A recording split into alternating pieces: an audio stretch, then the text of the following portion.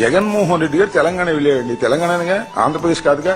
అక్కడ కూడా జనం తండోపతండాలుగా వచ్చారు, విపరీతంగా వచ్చారు. అక్కడ మా పార్టీ లేదు, నిజంగా చెప్తున్నా. లేకపోయినప్పటికీ కూడా జగన్మోహన్ రెడ్డి గారు కోర్టుకు వస్తున్నాడని తెలుసుకుని తండోపతండాలుగా జనం వచ్చారు. అది ఫేక్.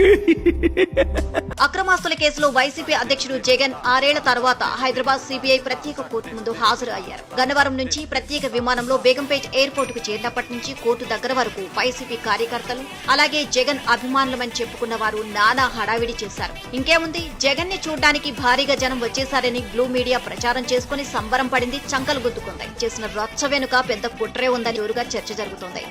జగన్ కోర్టుకి హాజరయ్యేటప్పుడు భారీ బలప్రదర్శన చేయాలని ముందుగానే తాడేపల్లి ప్యాలెస్ ప్లాన్ పెద్దలు వేశారని సమాచారం.